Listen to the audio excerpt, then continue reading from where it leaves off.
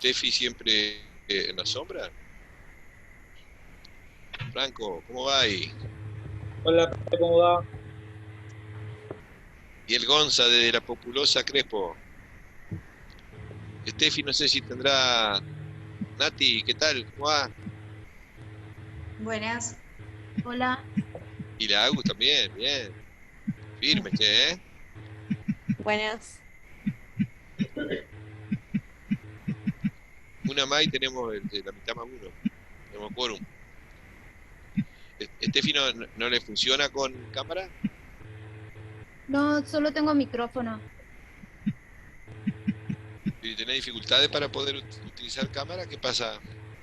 Es porque la computadora que tengo, la cámara se rompió y todavía no la he mandado a arreglar. Ah, bueno,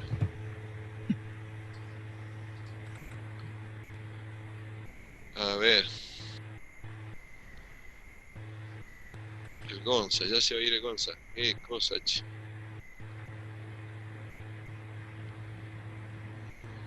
Cuatro, cinco, seis. ¿Tenemos siete? No, no, seis. Ah, no, ahí está Ocho, Martín. ocho. Martín,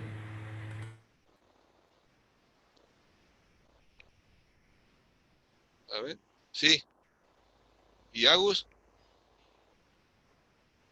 Otra que se nos va. Bueno, vamos a empezar entonces a aprovechar ahora.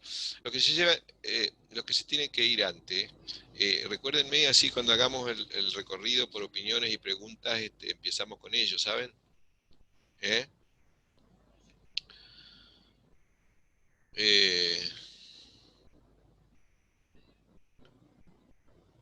¿Quién es que dijo que se tiene que ir antes? ¿El Gonza? ¿Y quién más?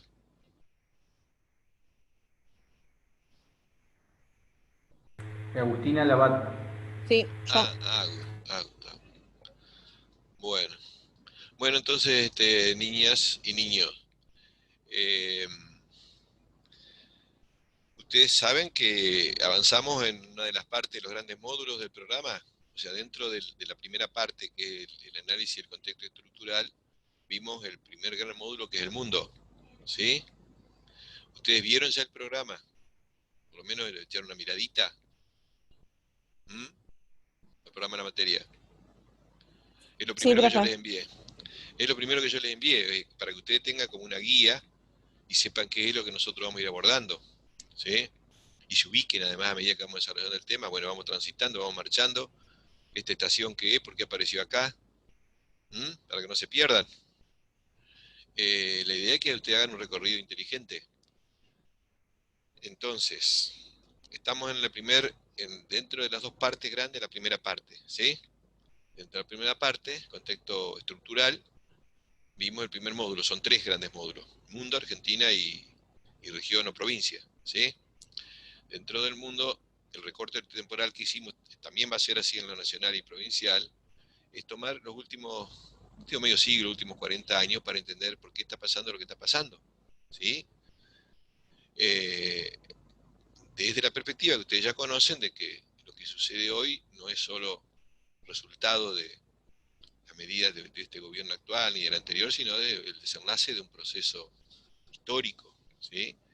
Y que además nosotros ese análisis lo tomamos considerando, por un lado, la tendencia al funcionamiento cíclico de la economía y la periodización la hacemos a la base de considerar el concepto modelo de acumulación, ¿m?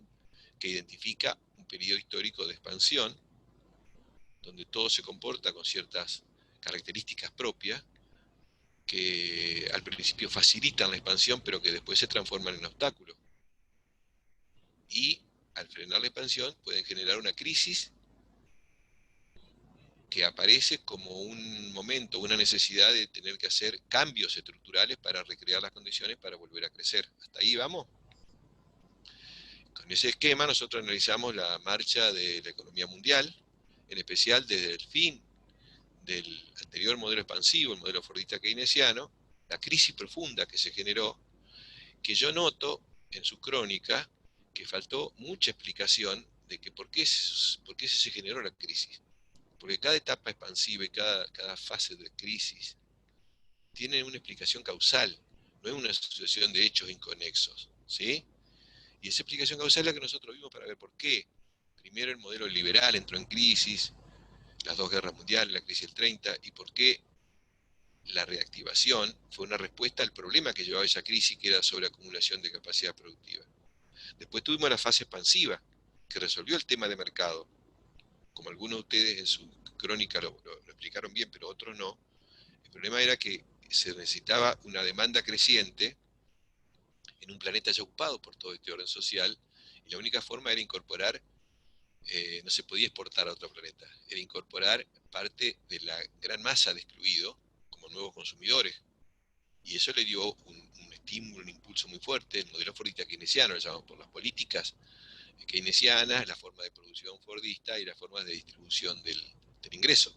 Lo que pasa es que esa modalidad, con gran intervención del Estado, permitió una gran expansión, tal vez la más importante de toda la historia del capitalismo.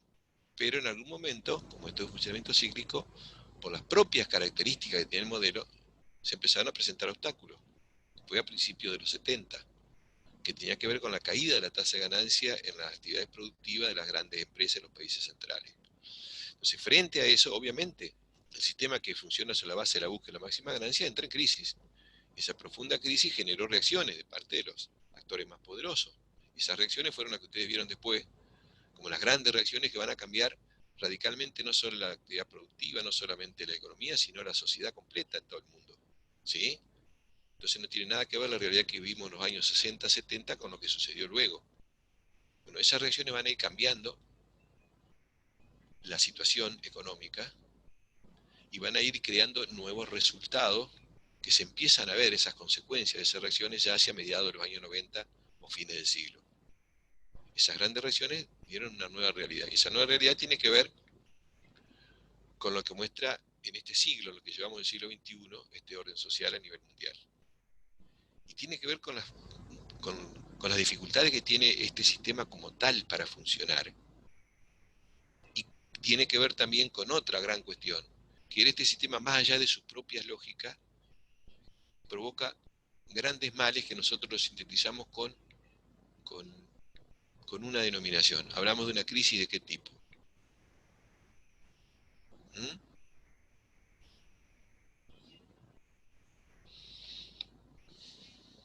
Hoy la humanidad se enfrenta a lo que llamamos una crisis.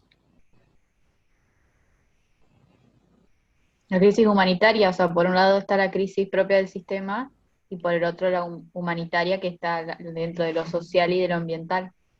Entonces más amplia todavía que humanitaria. Civilizatoria. Civilizatoria. Crisis civilizatoria. Esta civilización llamada occidental o este orden social capitalista que se ha logrado a nivel mundial. Pedro, tuvimos que empezar a pesar de que no estabas. ¿Qué va a hacer? Hola a todos. Después de la repetición, ¿sabes? Bueno, profe, no hay drama. Sí. Che, hacé la comida más corta, loco. ¿Se nota Che, mucho? sí, Erika también se entusiasmó, viste, en la sobremesa, me parece. Y bueno, ¿qué va a hacer? Profe, ¿me escucha? ¿Qué tenés miedo de contagiarnos? ¿O de No, contagiarte? estoy en el Semener. Le tengo que acompañar a mi abuela a hacerse unos estudios que está en una situación grave de salud. Perdón, Ah, pero no voy a poder hablar si no ah. le molesta. Estoy en No, la sala de espera. pero podés hablar así, te entendemos bien. Sí, pero estoy como que en el medio de la sala de espera, como que medio Ah, le no están podés. haciendo unos Ah, estudios bueno, de bueno. salud. Si Bárbaro, no le bárbaro, bárbaro. molesta, No, no, por favor, no, no, al pero no contrario. quería faltar a la clase. Bueno, muy bien, Erika. Bueno, estamos Perdón, diciendo perdón. entonces que lo que hemos visto hasta ahora es la situación del mundo, pero lo que yo noté como déficit muy grande en la mayoría de las crónicas, salvo algunas pocas, es que no había esa explicación de que por qué pasaba lo que pasaba.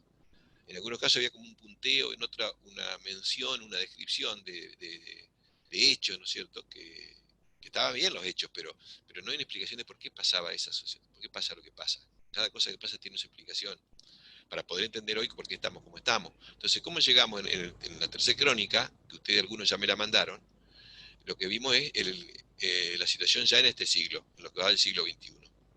Este es el contexto más general, el contexto que va a condicionar a cualquiera de los integrantes de este sistema mundial, que son los países, que son las grandes corporaciones, que son los organismos internacionales, están condicionados por este contexto mundial. Entonces tenemos que entender ese contexto mundial. ¿Y cuáles son los grandes problemas a que nos condujo esta dinámica expansiva, estas reacciones neoliberales y este cambio de políticas? A que se generaron y se profundizaron dos grandes problemas a nivel del sistema como tal, que es un poco lo que decía Ariana. ¿Cuáles eran esos dos grandes problemas que tiene el sistema?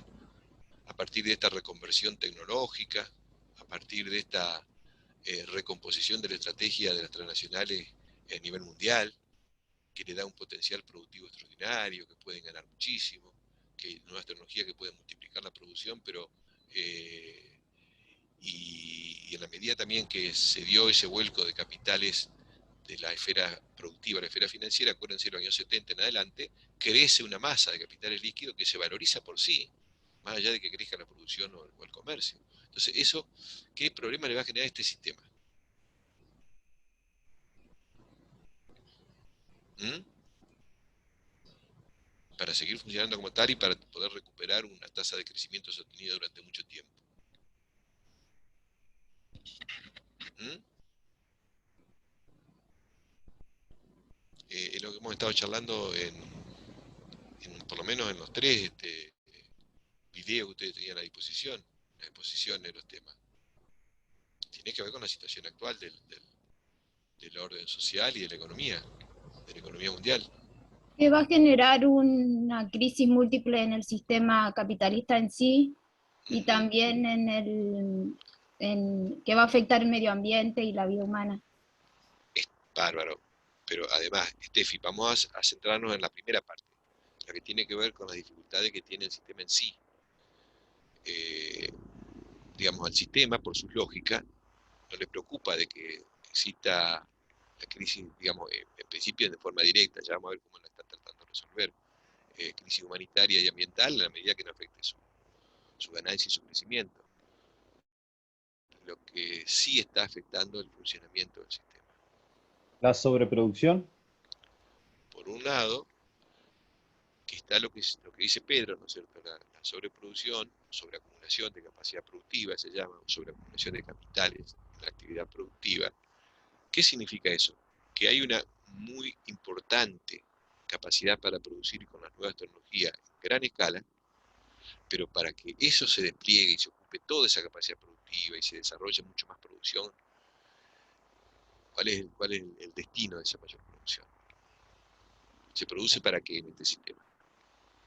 Y para el consumo, pero no hay un mercado para poder poner toda esa sobreproducción. Se produce para vender al mercado, pero el mercado no crece porque los mercados se fueron afectando por las políticas neoliberales, por la gran concentración del ingreso.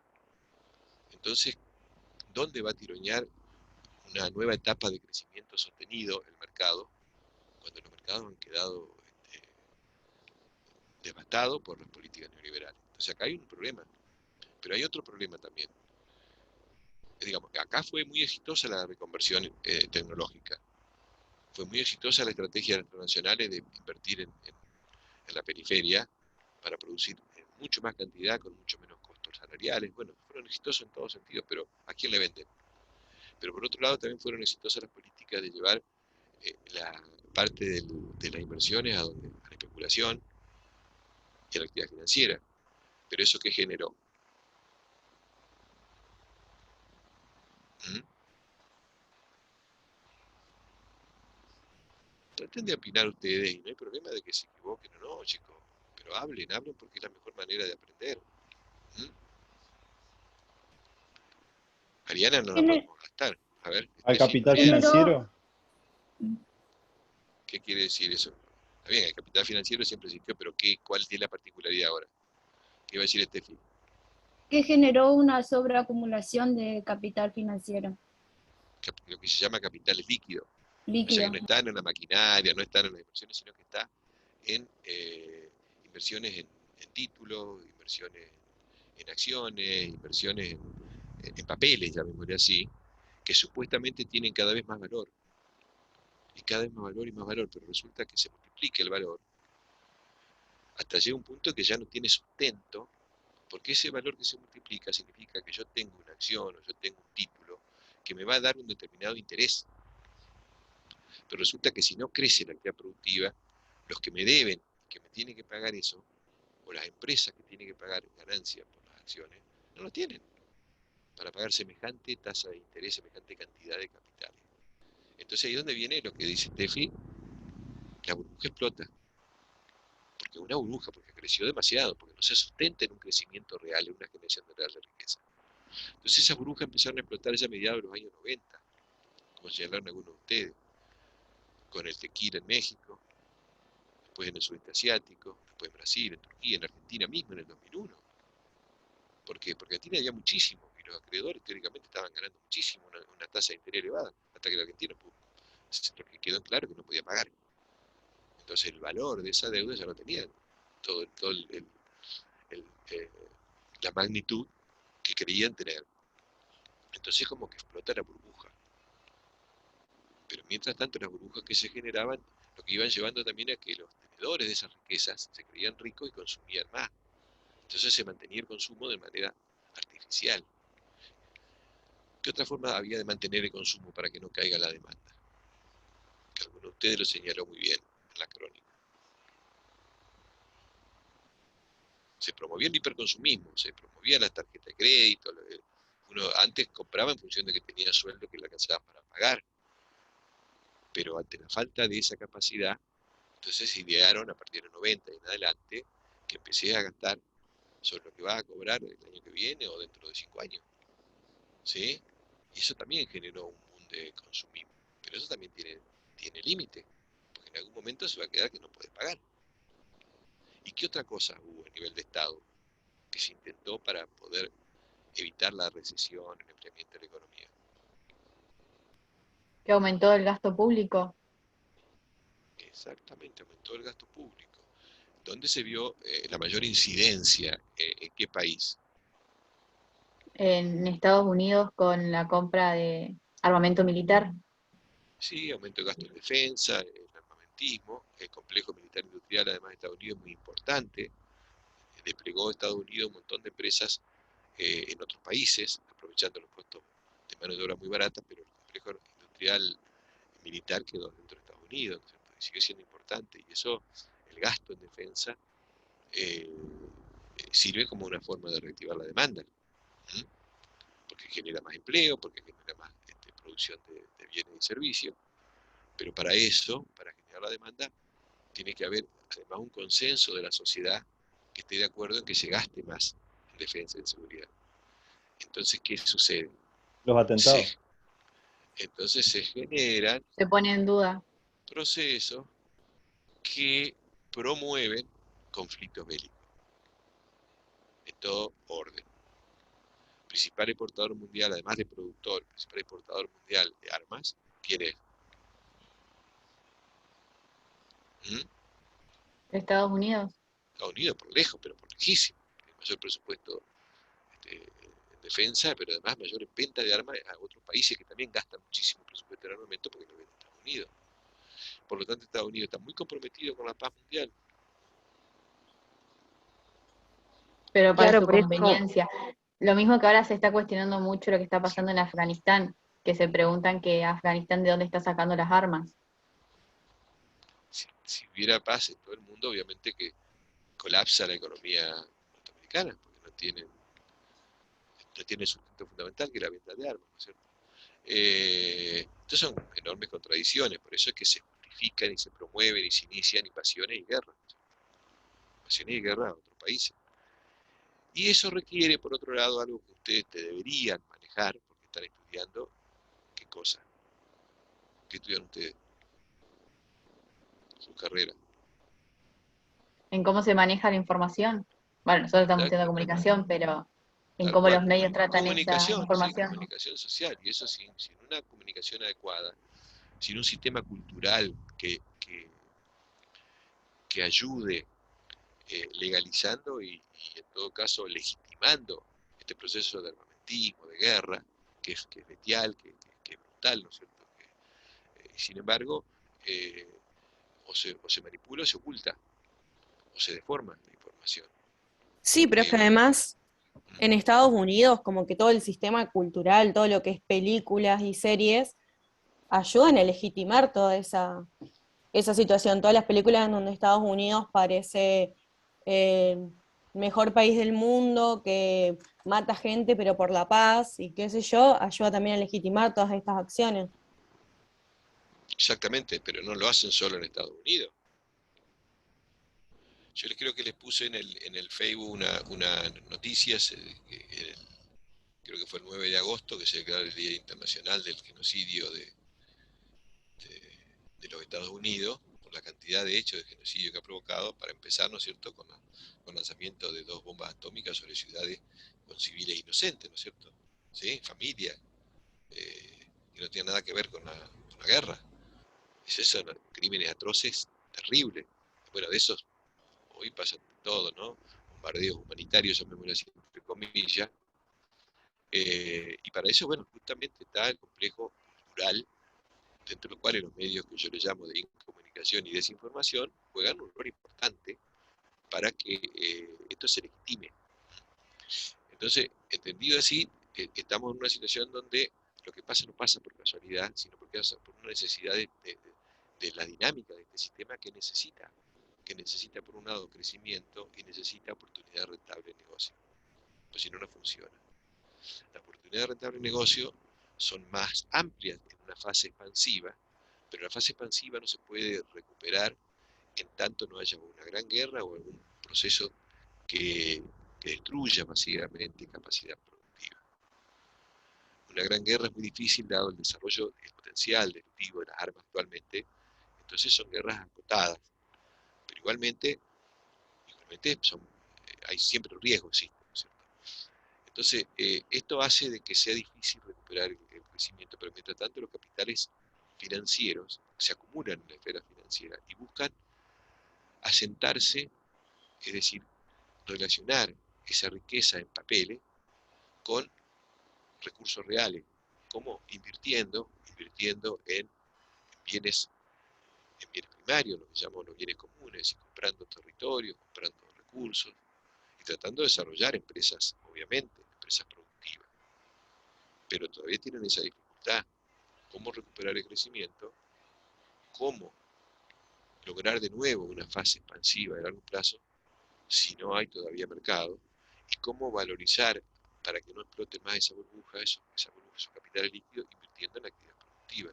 Esos son grandes problemas. Por otro lado está la lucha entre países, entre potencias, por el control de los recursos, porque nosotros sabemos que además ese proceso expansivo que se dio desde el fin de la Segunda Guerra Mundial hasta hoy, fue acumulando cada vez mayor cantidad de contradicciones con el ambiente.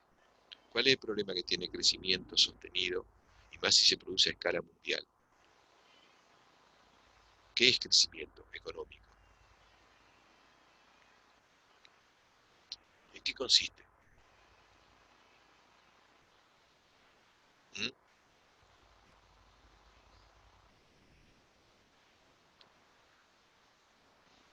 ¿En qué consiste el crecimiento económico? ¿A qué se le llama crecimiento económico? Ustedes ya vieron economía a esa altura y están viendo periodismo. ¿Mm? ¿Nunca escucharon la palabra crecimiento económico? Que el crecimiento económico es únicamente a base de dinero, pero no de desarrollo. Pero ¿en qué consiste? ¿En qué consiste? ¿Qué es? Usted tiene que hablar a alguien y decirle a alguien que no entiende nada de economía. ¿Qué es crecimiento económico? ¿Mm?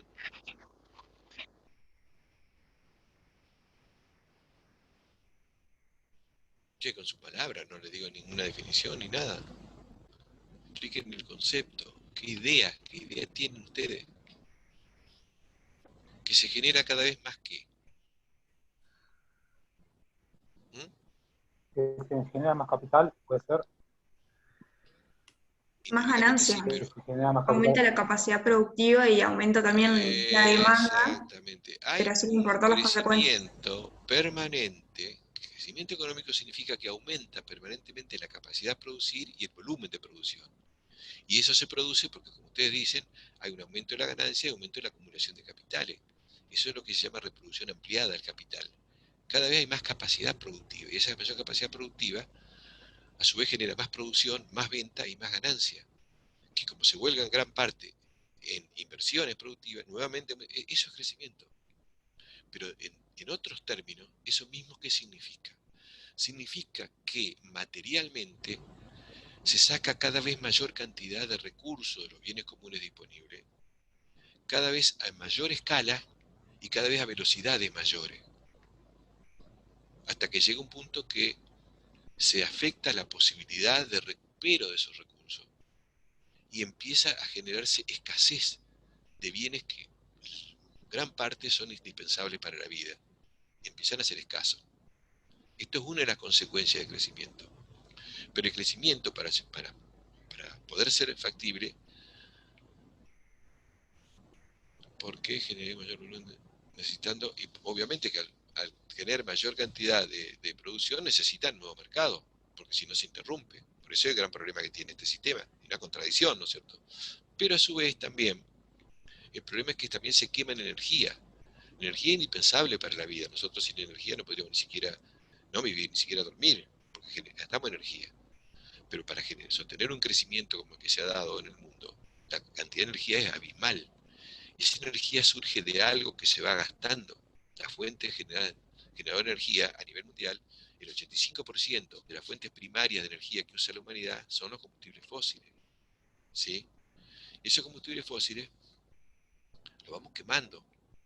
Llevaron decenas de millones de años para tenerlo disponible, para formarse y estar a disposición. Los combustibles fósiles son el carbón, el gas y el petróleo, ¿sí? Entonces eso permitió un salto espectacular en las condiciones de vida en general y en la producción a lo largo del siglo XX, pero a costa de ¿qué? De que comiencen a agotarse, de que comiencen a ser cada vez menos accesibles y cada vez más costoso sacarlo. Entonces, además de que el crecimiento utiliza un montón de recursos para producir, también necesita quemar energía. Y además se van generando desechos y residuos que se producen a lo largo de la cadena productiva o después, cuando se tiran. Y eso es de tal magnitud que altera las condiciones de vida que permitieron que entre otros nosotros y muchas otras especies vivas puedan y podamos vivir en este planeta. Y esas condiciones ambientales empiezan a cambiar. Entonces, ¿qué sucede? Que al ser escasos los recursos, los países y las grandes potencias y las grandes corporaciones que hoy son más poderosas que países, empiezan a tratar de acaparar esos recursos, que son escasos. Entonces nos encontramos también con otra situación, con una situación de que hay una lucha entre las grandes potencias, porque hay una gran potencia que se despliega a partir de las propias inversiones de la empresa norteamericana, produciendo y exportando con mano de obra barata, pero con alta tecnología y con planes de desarrollo importantes, y empieza a ser competidora de Estados Unidos, que es ¿quién? ¿Mm? China. Que es la República Popular China, que empieza a ser el gran consumidor y depredador de recursos, el gran quemador de energía y el gran contaminador del planeta, que se suma a Estados Unidos, ¿no es cierto?, y a otros países.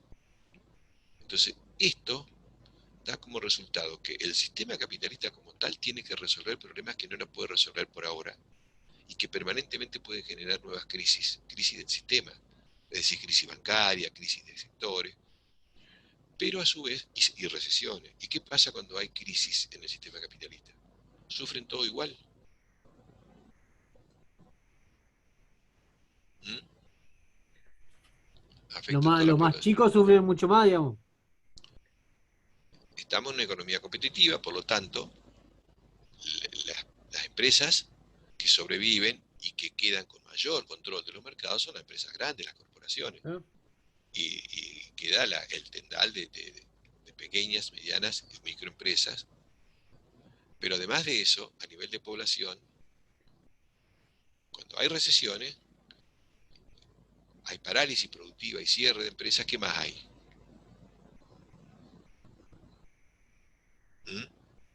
Pérdida del empleo y también de la Totalmente. actividad económica.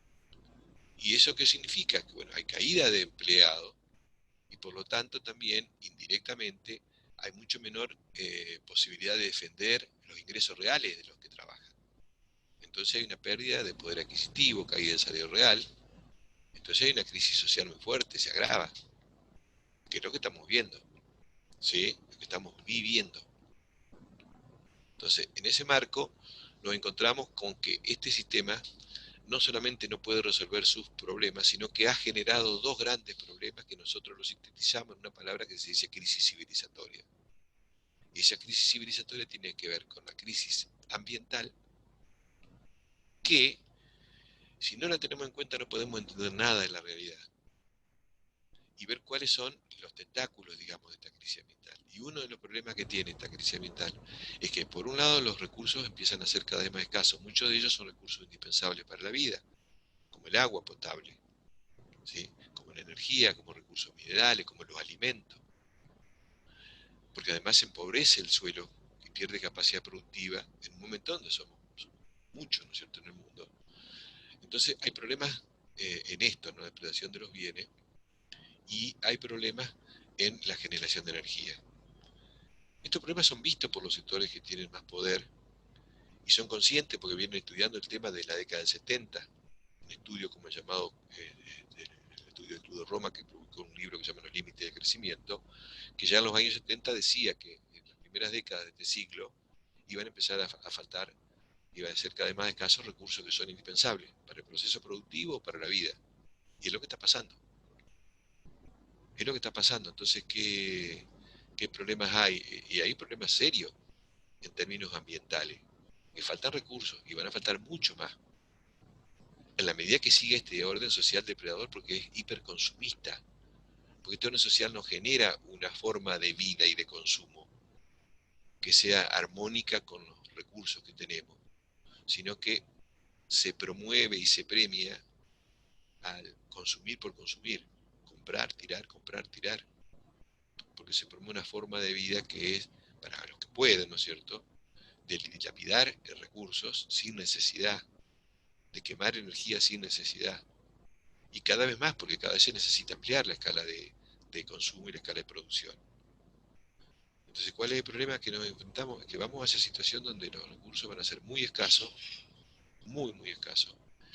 Y uno de los recursos que más se va a sentir, y que se habla ya que nosotros hemos pasado una situación que difícilmente podamos recomponer, que son los futuros colapsos energéticos. Esto tiene que tenerlo muy, muy en cuenta para el análisis nacional y para el análisis local. ¿Qué quiere decir cuando a ver, algunos se imaginan cuando yo hablo de los futuros colapsos energéticos? ¿Mm? Yo les he dado algún ejemplo, ¿sí? Diga, Ariana. Por el método extractivista que hay en el tema, con los recursos que tenemos acá en nuestro territorio, Ajá, ¿qué sucede que con empresas ese método? extranjeras tienen, por ejemplo, los pozos petroleros y ese petróleo no va a quedar acá en la Argentina, sino que se lo llevan del país.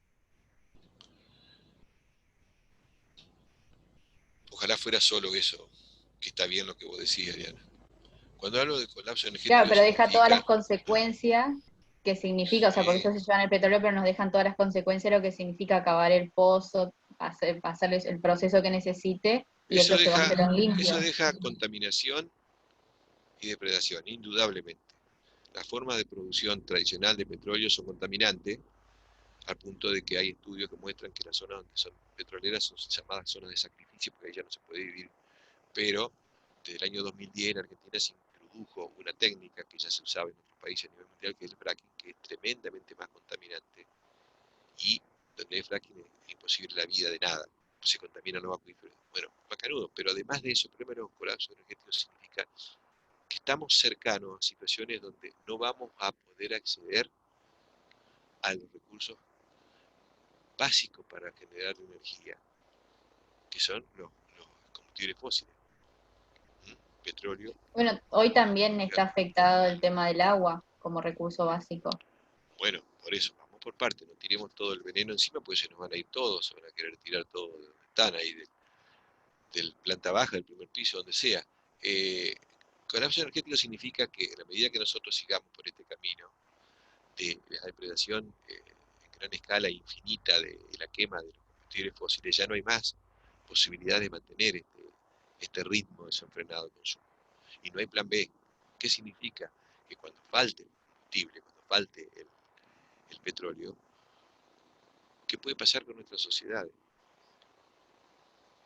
¿Cuánto puede? Eso hicimos un ejercicio mental. Antes del corte, que ya se va a cortar, yo les dejo la pregunta para que recuerden ustedes, y después del corte vemos cuánto duraría la vida en cualquier ciudad. Estamos en Paraná, si de pronto nos llega como está por llegar, no en términos de hoy y mañana, pero sí dentro de algunos años, posiblemente la década del 30, situaciones donde no hay más combustible, no hay más.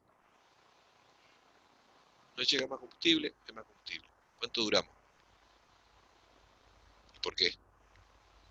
¿Qué pasaría? Imagínense. ¿Cuánto duramos? ¿Sí? Depende de que ¿Cuánto si duramos? seguimos con este mismo modelo, porque si pensamos, Como estamos viviendo hoy. nos queda poco y nada. Vamos a suponer que, no sé, dentro de una semana llegaron las noticias, ya no hay más combustible. No hay más combustible. Está bien, Gonza. Corte y me dicen. A ver si todos participan y me dicen. Cortamos y salimos. ¿Estamos? No. Octavio, bien. Te gané mano, Octavio, Ya entre man.